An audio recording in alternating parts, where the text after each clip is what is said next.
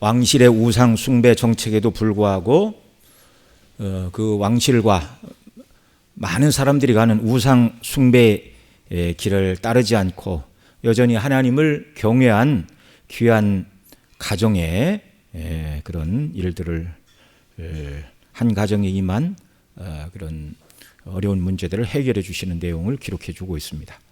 오늘 말씀에 이제 엘리사 선지자가 수넴이라는 지역을 지나갈 때마다 그 마을에 사는 한 귀부인이 엘리사 선지자를 초청하여 식사를 제공하고 또 선지자를 위하여 쉴 곳을 준비하는 그런 내용이 먼저 기록이 되고 있는데요.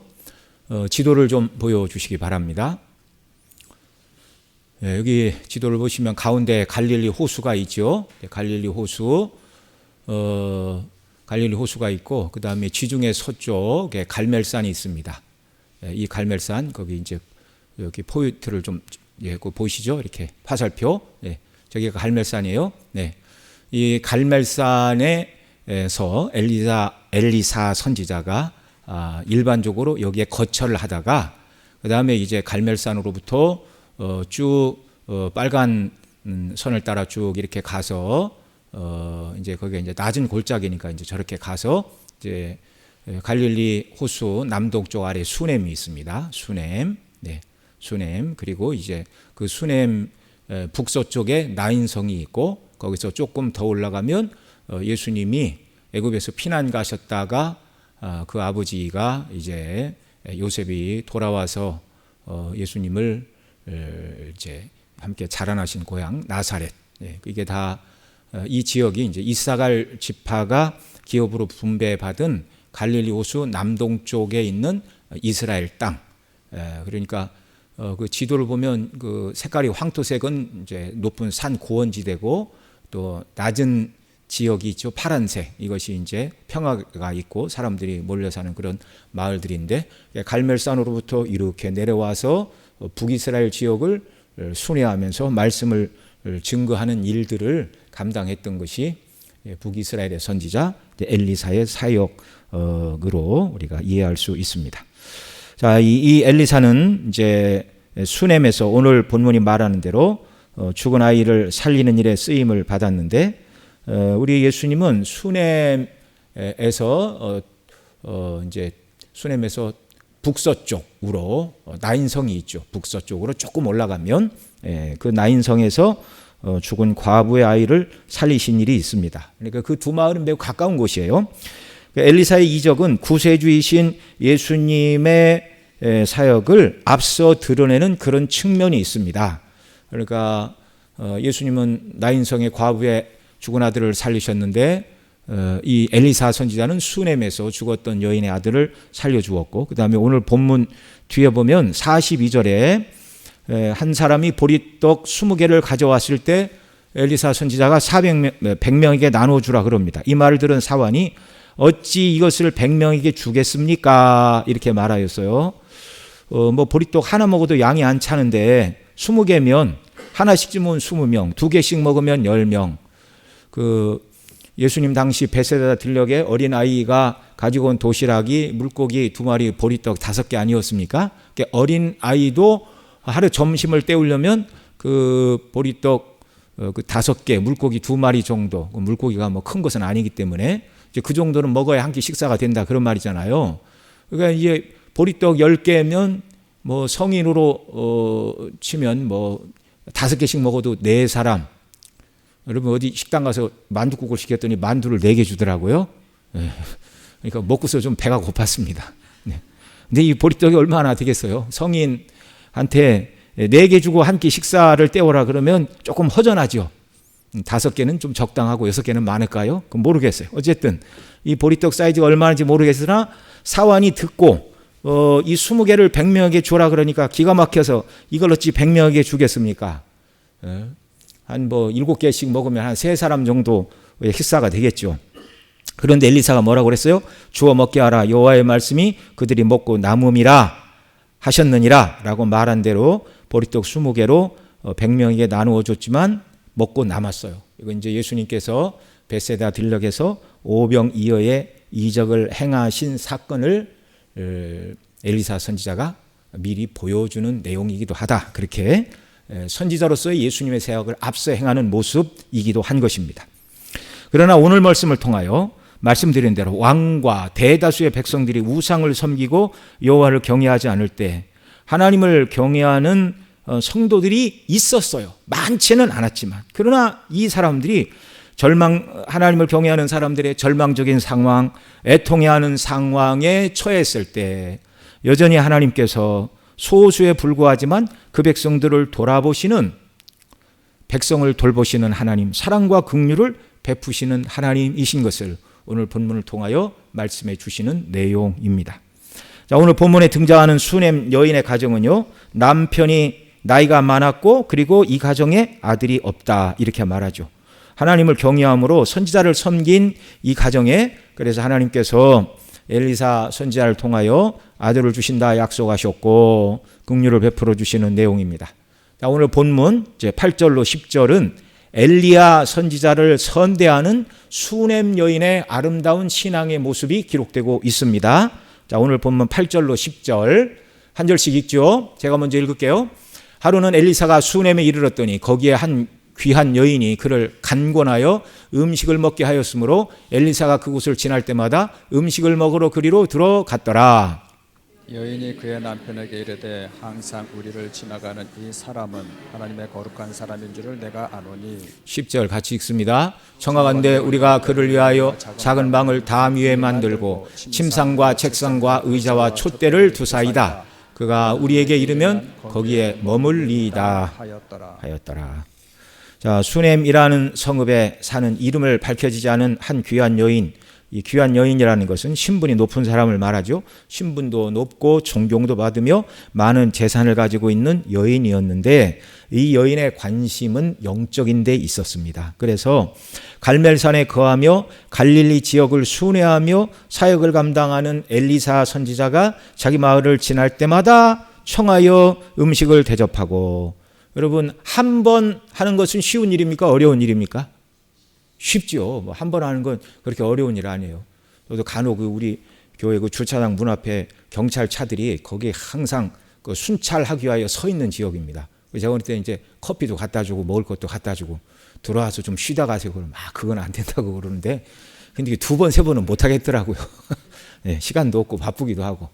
한 번은 뭐 그게 어렵지 않아요. 그런데 선지자가 지날 때마다 이 선지자를 청하여 자기 집에서 음식을 대접하는 이런 일들. 여러분, 손님을 집에 모시고 음식을 만들어 대접하는 것이 이게 절대로 쉬운 일은 아닙니다. 굉장한 수고와 관심이 아니면 할 수 없는 일이에요. 자, 이 앞서 엘리사 선지자의 거처가 갈멜산이라고 말씀을 드렸는데, 이 뒤에 4장 뒤에 25절에 가면 어쨌든 이 여인이 이제 아들을 낳고 이 아이가 죽자마자 나귀를 타고 이 여인이 갈멜산 선지자를 찾아가잖아요. 그래서 엘리사 선지자의 거처가 갈멜산이었다 이렇게 말씀을 드리는 것입니다. 자, 그래서 갈멜산에서 북이스라엘을 이렇게 순회하면서 하나님의 말씀을 증거하는 사역을 감당한 것이 엘리사 선지자였는데요. 갈멜산에서 이 갈릴리 지역을 통과할 때마다 항상 이 수넴이라는 지역을 지나가야 했습니다. 네, 그래서 이 여인이 지금 자기 남편에게 그렇게 말하는 것이죠. 우리 마을을 지나가는 이 선지자가 하나님의 사람인데 그를 청하여 음식을 줄 뿐만이 아니라 지극하게 대접을 하고 있는 모습입니다. 간권하다. 이 말은 간청하고 요청했다 그 말이죠. 8절 하반절에 그를 간권하여 음식을 먹게 하였으므로 엘리사가 그곳을 지날 때마다 음식을 먹으러 그리로 들어갔더라. 자, 여러분 한 번, 두 번 이렇게 초청을 받아 식사하러 가는 건 쉽지만 그 지역을 지날 때마다 그 여인의 집에 들어갔다라는 말은 그 여인이 얼마나 선지자가 오기를 손꼽아 기다리고 사랑으로 접대하고 그 일을 기뻐했는지, 그러지 않으면 거기를 가겠어요? 안 가겠어요? 예를 들어서 한 10번 대접을 잘하고 11번째 갔더니 약간 눈치를 주는 것 같다 그러면 가겠습니까? 안 가겠습니까? 못 가죠. 근데 그런 게 없어요. 그러니까 사심 없이 온 마음을 다해 선지자를 대접하고 있습니다. 그 다음 10절 청하건대 우리가 그를 위하여 작은 방을 담 위에 만들고 침상과 책상과 의자와 촛대를 두사이다. 그가 우리에게 이르면 거기에 머물리더라 하였더라. 수넴 여인은 엘리사를 위하여 그 마을을 지날 때마다 음식을 대접했고 더 나아가 담 위에 엘리사를 위하여 방을 만듭시다. 그리고 그 방에 가구를 비치합시다 그랬어요. 침상과 침대지요. 침대, 책상, 의자, 촛대. 밤에도 불을 켜고 생활할 수 있도록 엘리사가 언제든지 머물도록 거처를 제공하고 있습니다. 이렇게 한 이유가 무엇이죠? 그 이유가 9절에 기록되고 있죠. 이 여인이 남편에게 이렇게 말합니다. 9절 한 번 더 읽죠. 여인이 그 남편에게 이르되 항상 우리를 지나가는 이 사람은 하나님의 거룩한 사람인 줄을 내가 아노니. 또 뒤에 16절에 가서도 이렇게 말해요. 엘리사가 이르되 한 해가 지나 이때쯤 내가 아들을 안으리라 하니 여인이 이르되 아니로소이다. 내 주 하나님의 사람이여 당신의 계집종을 속이지 마옵소서. 이 여인은 자기 남편에게 또는 엘리사에게 말할 때마다 엘리사를 하나님의 사람, 내 주 하나님의 사람, 하나님의 거룩한 사람 이렇게 말하고 있어요. 그러니까 이 수넴 여인이 엘리사 선지자가 자기 마을을 지날 때마다 음식을 대접하고 엘리사를 위하여 방을 만들고 침대와 책상과 의자와 촛대를 준비하여 편히 쉬도록 한 것은 엘리사 선지자가 누구이기 때문에요? 하나님의 선지자이기 때문에, 하나님의 일을 감당하는 하나님의 종이기 때문에 섬기고 있습니다. 이 말은 이 여인의 마음속에 눈에 보이지 않는 하나님을 경외하는 이 여인의 믿음의 모습이 하나님의 종을 섬기는 것으로 드러나고 있는 것입니다. 네, 이해가 되시죠? 여행길에 필요한 숙소와 음식을 제공했습니다. 저는 영국을 가본 일이 없지만 영국식으로 하면 B&B입니다. Bed and Breakfast. 네. 그러니까 정말 필요한 모든 것을 다 제공하고 있어요. 오직 수넴 여인의 관심은 하나님을 섬기는 마음으로 하나님의 선지자에게 최선을 다하고 있습니다. 시편 15편 4절에 이렇게 말해요. 주의 장막에 유할 자 누구이며 주의 성산에 거할 자 누구입니까? 이렇게 말하면서 그의 눈은 망령된 자를 멸시하며 여호와를 두려워하는 자들을 존대하며, 여호와를 경외하고 두려워하는 자들을 존대하는 저와 여러분 모두가 되시기를 소원합니다. 자, 그 다음 11절로 16절에서는 엘리사 선지자를 이렇게 선대하는 수넴 여인의 소원을 들어주고자 하는 엘리사 선지자의 모습이 기록되고 있어요. 자, 11절로 16절 한 절씩 읽습니다. 제가 먼저 읽죠. 하루는 엘리사가 거기 이르러 그 방에 누웠더니 자기 사환 게하시에게 이르되 이 수넴 여인을 불러오라 하니 곧 여인을 부르매 여인이 그 앞에 선지라. 엘리사가 자기 사환에게 이르되 너는 그에게 이르라. 내가 이같이 우리를 위하여 세심한 배려를 하는도다. 내가 너를 위하여 무엇을 하랴? 왕에게나 사령관에게 무슨 구할 것이 있느냐 하니 여인이 이르되 나는 내 백성 중에 거주하나이다 하니라. 엘리사가 이르되 그러면 그를 위하여 무엇을 하여야 할까 하니 게하시가 대답하되 참으로 이 여인은 아들이 없고 그 남편은 늙었나이다 하니 이르되 다시 부르라 하여 부르매 여인이 문 앞에 서니라. 엘리사가 이르되 한 해가 지나 이때쯤에 내가 아들을 안으리라 하니 여인이 이르되 아니로소이다. 내 주 하나님의 사람이여 당신의 계집종을 속이지 마옵소서 하니라. 예, 우리가 읽은 대로 11절에 보면 엘리사 선지자가 수넴 여인의 집에 이르러 들어가 자기를 위하여 준비된 방에 들어가 누웠습니다. 물론 엘리사 선지자가 오자 웰컴 드링크, 그 다음에 식사도 마친 이후였을 것입니다. 이제 불을 켜고 방에 누웠는데요. 12절에 엘리사 선지자는 자기 사환에게 수넴 여인을 불러오라 그렇게 말합니다. 너무 지극정성으로 하나님을 경외함으로 자기를 섬기는 이 여인에게 뭔가 해주고 싶었어요. 예. 그리고 엘리사는 게하시를 통하여 수넴 여인에게 이렇게 묻습니다. 내가 이같이 우리를 위하여 세심한 배려를 하는도다. 내가 너를 위하여 무엇을 하랴? 왕에게나 사령관에게 무슨 구할 것이 있느냐? 이렇게 물으라 그랬습니다. 이 여인의 세심한 배려는 엘리사 선지자가 왕이나 사령관에게, 이미 우리가 앞에 3장에서 당시 북이스라엘왕 여호람과 모든 군대 사령관의 죽은 목숨을 이 엘리사 선지자가 기도하여 골짜기를 팔아 그렇게 말하고 하나님 주신 물로서 그들의 생명을 구원해 낸 바가 있잖아요. 그러니까 당시 왕이나 모든 사령관들은 엘리사에게 생명의 부채가 있습니다. 그러니까 웬만한 것을 얘기하면 왕과 사령관들이 안 들어줄 수가 없는 입장이에요. 그렇다고 선지자가 무슨 불의하거나 또 무리한 일을 부탁하거나 그러지는 않잖아요. 자, 이 엘리사 선지자가 이 여인이 하나님을 경외함으로 우리를 이렇게 지극히 하나님의 일을 하는 사람들을 섬기는데 이것은 정말 하나님의 사랑과 긍휼과 은혜를 받을 만한 일이다. 이런 단마음으로 여인을 불러서 소원을 말하라 이렇게 이야기를 하였습니다. 그러자 이 여인의 대답이 뭐예요? 나는 내 백성 중에 거하나이다. 이 말은 자신의 삶은 백성과 함께 평안하며 다른 소원은 없다 그런 말이죠. 14절에서 엘리야가 게하시에게 묻습니다. 그 여인은 돌아가고 그러면 그를 위하여 무슨 일을 하면 좋을까? 정말 이 여인에게 뭔가 꼭 필요한 것을 해주고 싶은데 뭐가 좋겠느냐 그렇게 묻자 게하시가 대답합니다. 참으로 이 여인은 아들은 없고 남편은 늙었나이다. 그러자 엘리사가 그 여인을 다시 부르라고 그러죠. 16절 그 여인이 문 앞에 섰을 때 엘리사가 이렇게 선언을 합니다. 한 해가 지나 이때쯤 내가 아들을 안으리라. 후사가 없는 가정에 이보다 기쁜 소식은 없죠. 시대가 바뀌어서 요즘은 결혼해도 자녀 없이 부부 둘만 행복하게 살자고 말하는 사람들이 있습니다. 이런 사람들을 일컫는 신조어가 있죠. 딩크족이라고 그러는데 영어로 더블 인컴 노 키즈. 부부가 맞벌이를 하여 수입은 2배인데 자녀를 낳지 않고 둘이 행복하게 살자는 주의입니다. 네.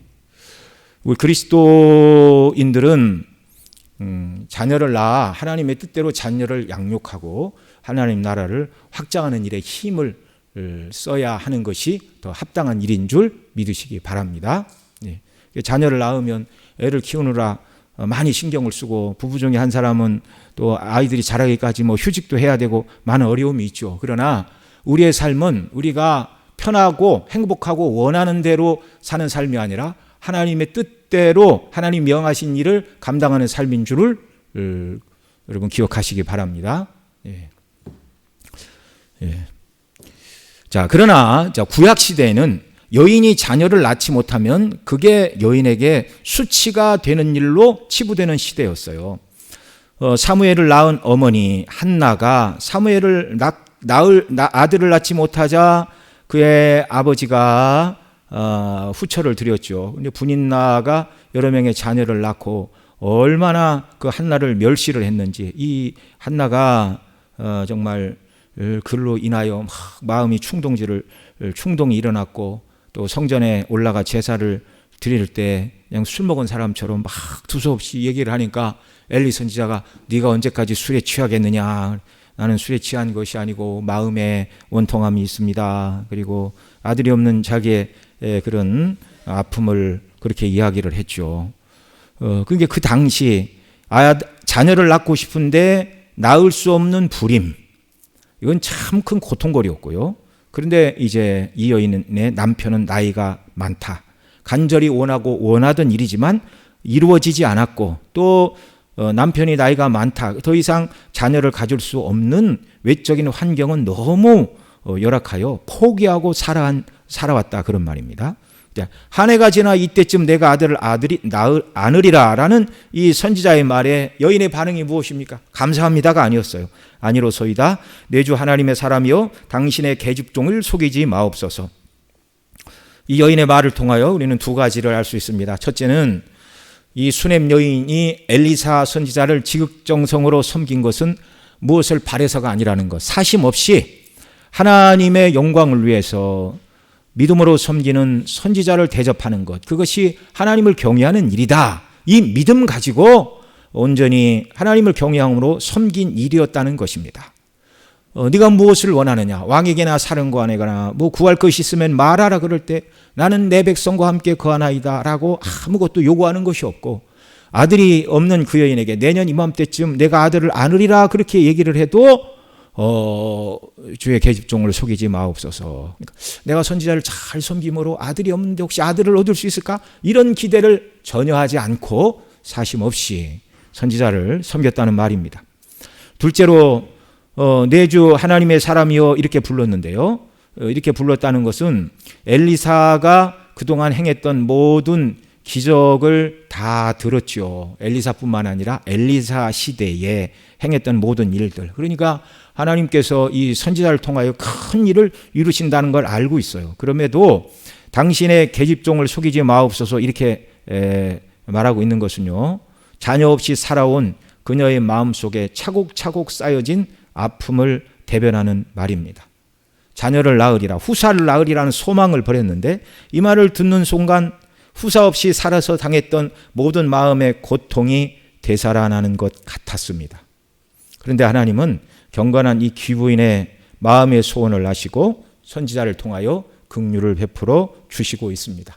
이 여인의 입으로는 한마디도 하지 않았지만 하나님께서 사람들을 통하여 게하시를 통하여 이 여인에게 후사가 없다는 것을 알게 하시고 또 하나님께서 선지자를 감동하여 내년 이맘때 아들을 안으리라. 여러분 하나님의 감동과 허락 없이 선지자가 막 그렇게 얘기하면 됩니까? 안 됩니까? 그렇게 얘기할 수 없는 거예요. 그 증거가 뭐예요? 이 뒷부분에 이제 나오는데 아들이 죽자 이 여인이 말을 타고 갈멜산에 선지자를 찾아왔어요. 그게 슬픔으로 선지자의 발을 끌어안습니다. 그러니까 게하시가 이게 말리려고 하니까 가만두어라.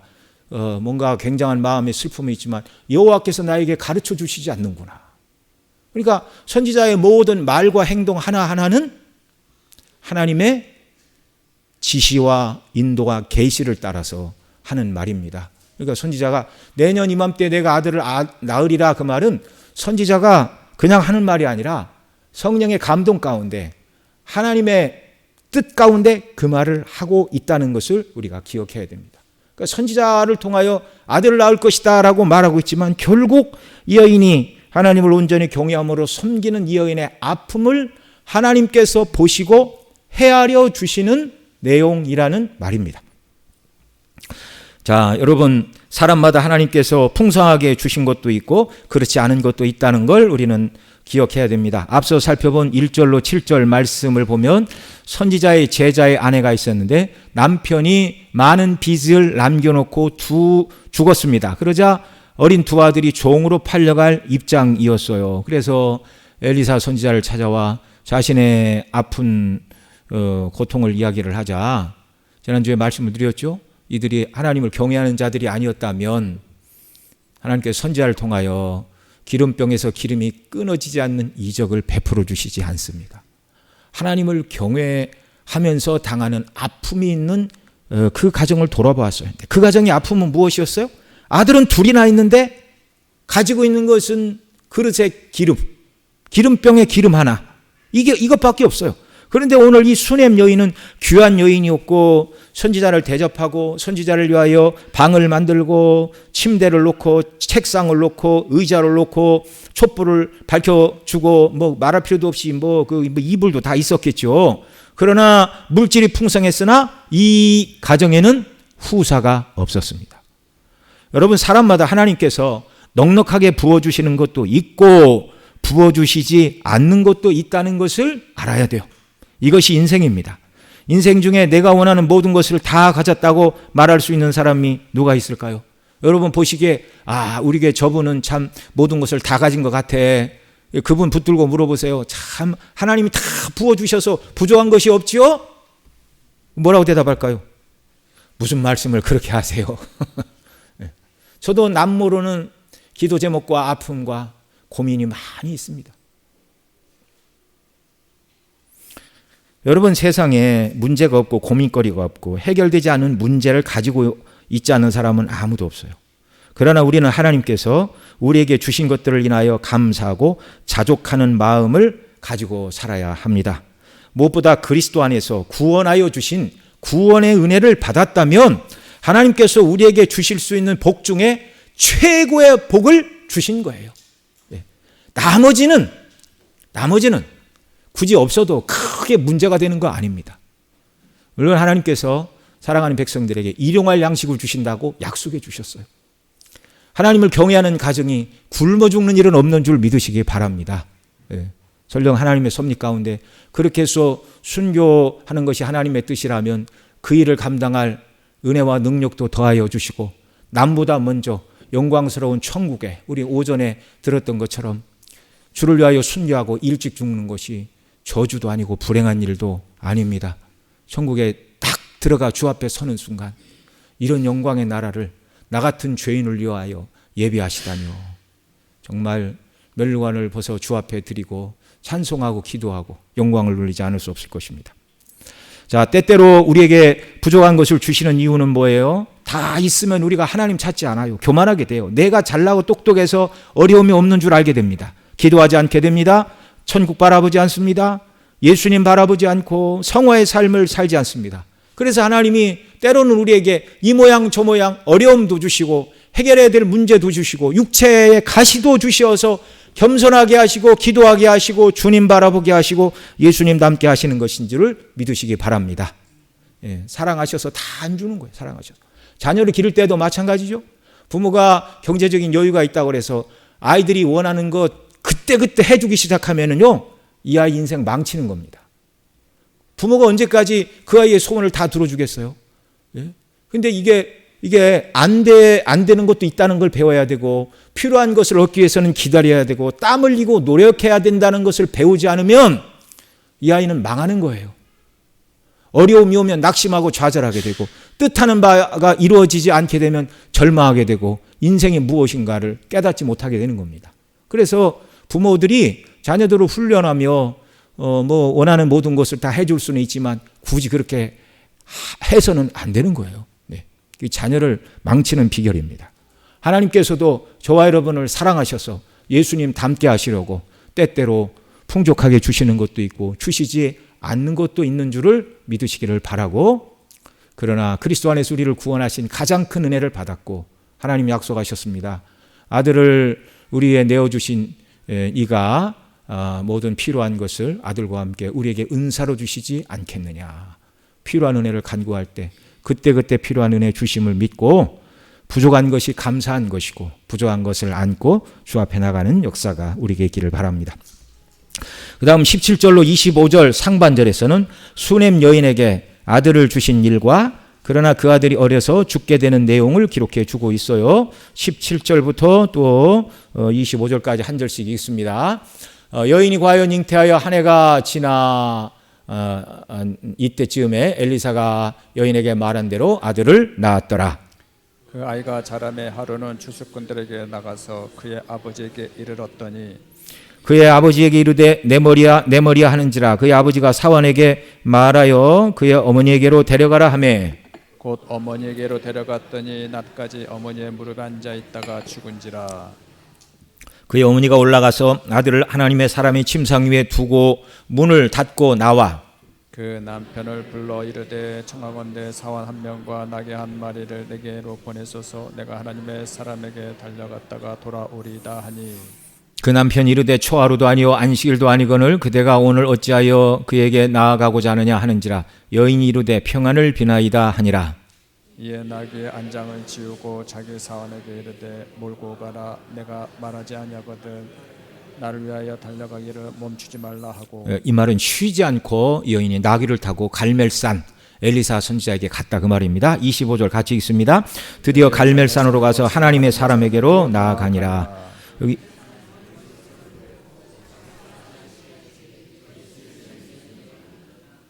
자 17절에서 한 해가 지나자 엘리사가 그 여인에게 말한 대로 아들을 낳았습니다. 하나님을 경외하는 귀한 가정에 하나님께서 그들이 그토록 원하고 원하던 그러나 현실적으로 이루어질 수 없었던 최고의 선물인 후사 아들을 주셨습니다. 그런데 18절로 20절에서 예상하지 못한 일이 벌어졌죠. 아이가 자라 아버지와 함께 밭에 나갈 만큼 장성했는데 아버지와 함께 추수밭에 나갔는데 아이고 머리야.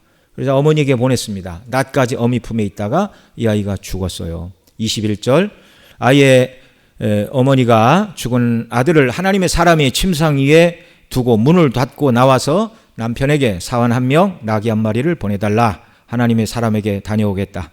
남편이 아들이 죽은 줄은 모르고 초하루도 아니고 안식일도 아닌데 왜 가려 하느냐. 초하루는 월삭을 말하는데 유대인들이 안식일과 함께 한 달에 한 번 월삭 초하루에 또 명절로 지켰습니다. 이 여인은 남편이 놀라고 낙심할까, 또 여러 사람이 또 알고 또 그런 일이 있을까봐 아들이 죽었다는 말을 하지 않고 남편에게 평안을 비나이다 이렇게 말했는데, 히브리어로는 한마디로 되어 있어요. 샬롬, 평안입니다. 자, 여인은 왜 아들이 죽은 것을 남편에게 말하지 않고 엘리사 선지자를 찾아가는 것이죠? 아들이 죽은 것은, 자, 먼저 아들이 없어서 불임으로 고통받던 것과 비교할 수 없는 더 큰 고통이 아들이 죽는 고통입니다. 이 여인은 불임의 고통보다 더한 최고의 고통인 아들이 죽은 그 현실 앞에서 정신줄을 놓지 않았어요. 처음부터 이 아들을 낳는 것도 자기가 원해서 한 일이 아니고 하나님께서 선지자를 통하여 한 해가 지나면 아들을 품에 안을 것이다. 자기는 기대하지 않았지만 이 약속대로 하나님이 아들을 주셨고 아들이 어느 정도 성장을 했습니다. 그런데 갑자기 어느 날 머리가 아프다고 죽은 이 아들, 이 아들을 낳을 것이라 말한 하나님의 사람이 정말 이 아이는 다시 살지 못한다라고 말하기까지는 여인이 지금 포기하지 않는 모습이에요. 가능한 한 선지자를 빨리 만나고 싶어서 선지자의 판단이 있기 전에는 아들의 죽음을 남편에게까지 비밀로 붙이고 있습니다. 그리고 쉬지 않고 나귀를 타고 갈멜산을 찾아갔습니다. 25절 하반절로 31절에서는 하나님의 사람 엘리사를 만난 수넴 여인이 자기 아들이 죽은 것을 말하고 엘리사가 그 여인의 집으로 함께 가는 내용입니다. 자, 25절 하반절부터 제가 25절 먼저 읽습니다. 하나님의 사람이 멀리서 그를 보고 자기 사환 게하시게 이르되 저기 수넴 여인이 있도다. 26절 읽어주세요.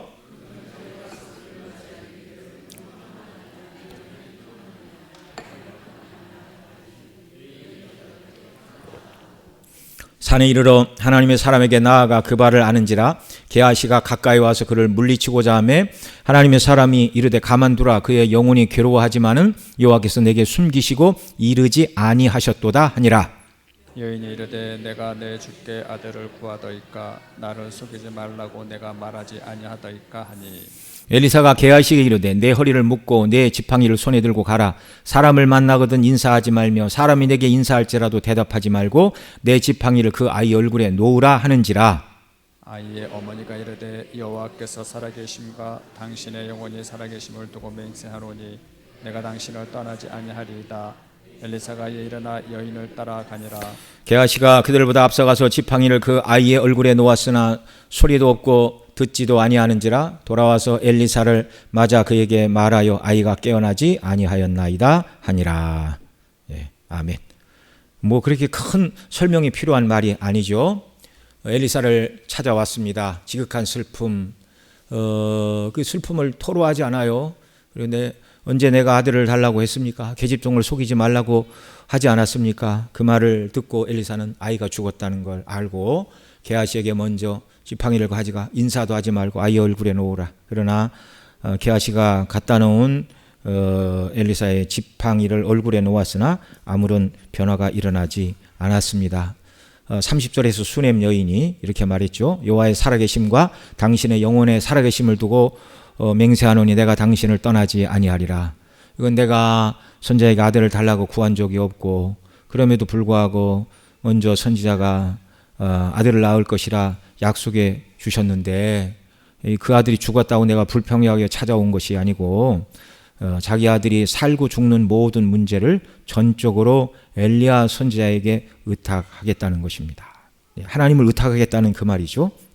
아마 이 여인도 과거 엘리사의 스승인 엘리야 선지자의 사역을 들었을 것이에요. 사르밧 과부의 아들이 죽었을 때 엘리야 선지자가 기도하여 그를 살린 일을 들었습니다.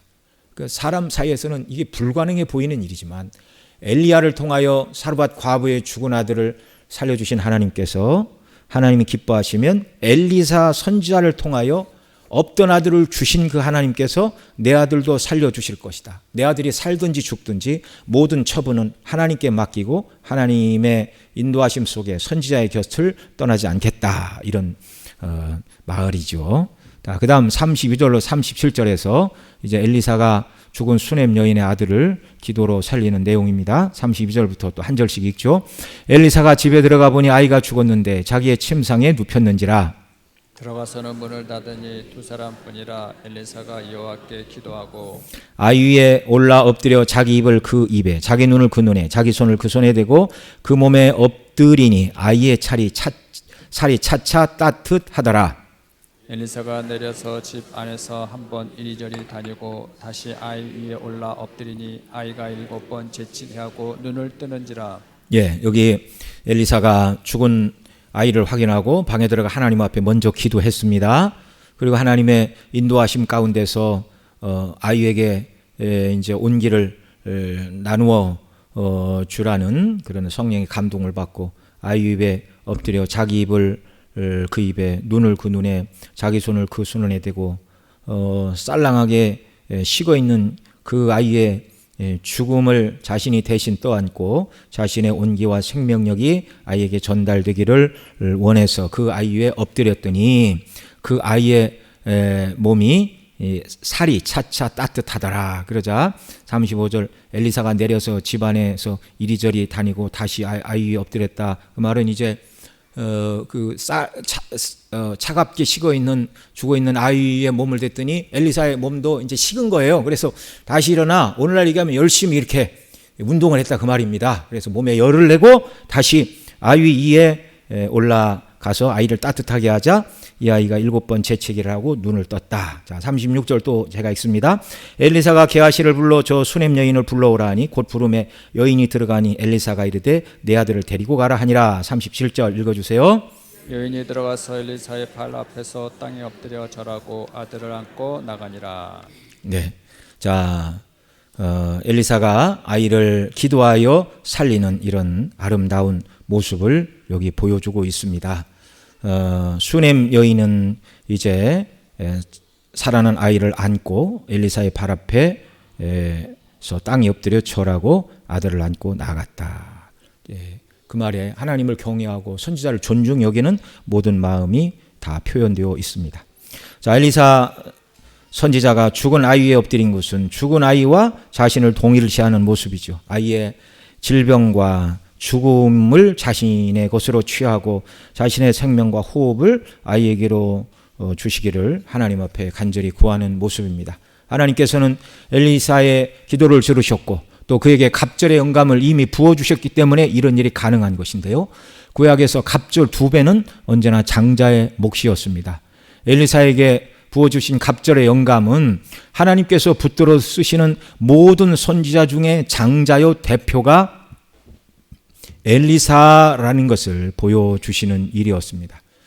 하나님께서 기도의 사람 엘리사에게 능력을 주셨고 그가 하나님 앞에 죽은 아이를 살려달라고 기도할 때 그에게 주신 능력에 따라 특별한 은혜를 베풀어 주셨습니다. 이 엘리사 선지자의 행동은요, 죄에 팔린 인생을 불쌍히 여기신 앞으로 오실, 우리로 입장해 봐서는 이미 오신 참 선지자이신 예수 그리스도의 모습을 예표적으로 보여주고 있습니다. 예수님은 죽은 나사로의 무덤 앞에서 죄로 인하여 죽을 수밖에 없고 죽음에 굴복할 수 없는 인생들의 비참한 모습을 보셨어요. 그래서 죽어서 무덤에 묻히고 그 육체가 썩어서 냄새나는 죄로 인하여 죽음에 굴복하는 인생의 실상을 보시고 우리 주 예수 그리스도께서는 심령의 비통히 여기시고 인생들을 불쌍히 여기셨습니다. 그 죄인을 불쌍히 여기는, 죄 때문에 굴복하고 죽고 더 나아가 그의 영혼이 영원토록 지옥 형벌에 떨어져야 되는 그 불쌍한 인생의 고통을 주님께서 불쌍히 여겨주시지 않으셨다면 십자가를 지실 이유가 없죠. 왜 죄 없으신 하나님의 아들 예수님이 십자가에 나아가도록 하는 그 원인과 이유가 무엇인가? 죄 가운데 빠진 저와 여러분을 불쌍히 여기셨습니다. 그냥 하나님과 생명의 교통이 끊어진 정도가 아니라 영원한 지옥 형벌에서 불못에서 영원토록 고통받아야 될 저와 여러분을 불쌍히 여기셨습니다. 그래서 대속의 십자가를 지시고 구원하여 주셨고, 주님이 원하시는 것은 단순히 지옥만 가지 않는 것이 아니라 회복된 하나님의 사람들로 하나님과 교통하며 하나님이 기뻐하시고 원하시는 일들을 하는 사람으로 우리 주님이 만드시기 위하여 십자가를 지셨다는 것을 우리는 기억하고 살아야 하는 것입니다. 이 죽었던 아이가 나중에 장성해서 무슨 일을 어떻게 했다라는 것이 성경이 기록하고 있지는 않지만, 선지자가 특별히 기도하여 낳은 아들이고, 자기가 죽었을 때 선지가 기도하여 하나님이 살려주셨다, 이런 이야기를 들을 때마다 이 아이는 무슨 생각을 할까요? 나는 특별한 사람이다. 나는 특별한 사람이다. 우리 부모님이 늙고 나을 수 없는 상황에서 선지자를 통하여 나를 태어나게 하겠다 약속하셨고, 또 죽었으나 하나님께서 선지자의 기도를 들으시고 나를 살려주셨다, 이런 일을 생각하면 이 아이가 일생을 살아가면서 헛되고 쓸모없는 일에 시간을 낭비하지는 않을 것입니다. 그리스도의 그 놀라운 대속의 십자가로 죄사함을 받고 하나님의 자녀가 된 저와 여러분, 이 엘리사나 엘리사의 선지자가 고난받는 하나님의 백성들을 불쌍히 여기고 그들을 위하여 기도하고 그들을 위하여 문제를 해결해 주기 위하여 발벗고 나서는 이 모습은 우리 구주 예수 그리스도께서 우리를 불쌍히 여기시고, 선지자는 겨우 그들을 위하여 기도하고 죽은 아이를 품에 안고 기도하는 정도였지만, 주님은 영적으로 죽은 저와 여러분을 살리시기 위하여 십자가에서 당신의 몸을 내어주셨고, 그 피로써 우리를 사내신 완전한 우리의 구주이심을 여러분 믿으시기 바랍니다. 낮에도 말씀을 드렸지만, 그리스도의 대속의 은혜로 구속함을 받은 저와 여러분이 남은 육체의 옛 때를 살아가는 모습은요, 하나님을 섬기는 제사장이고 하나님의 암과 함께 세상을 다스리는 왕과 같은 사람들로 이 땅을 살아가는 역사가 우리에게 있기를 바랍니다. 그래서 하나님을 온전히 예배하는 일에 마음과 뜻을 다하고, 또 그리스도 밖에 있는 자들에게 예수님의 복음을 전하여 정말 예수님이 중보자로서 우리를 하나님 앞에 인도하신 것처럼 믿지 않는 자들이 우리를 통하여 하나님께 나아가는 구원의 다리가 되는 제사장들의 역할을 잘 감당하는 역사가 우리에게 있기를 바랍니다. 또한 왕의 역사는, 구약의 왕들은 성전을 짓고 성전 중심의 공동체를 견고히 세우는 것이라고 말씀을 드렸는데, 우리가 주님의 몸된 교회를 온전히 세워가는 일, 이게 왕으로 부름받은 저와 여러분들이 감당해야 될 일입니다. 성도가 잘한 아름다운 일에 대해서는 칭찬하고 인정하고 격려하고, 또 죄악 가운데 빠져 있는 자들에게 그 길은 멸망길이라고 분명히 말해주는 이런 사명을 잘 감당하며 순례길을 살아가는 저와 여러분 모두가 되시기를 간절히 소원합니다. 우리 다 같이 함께 기도드리겠습니다. 주님이 오늘 우리도 긍휼히 여기십니다. 죄에 빠진 우리를 긍휼히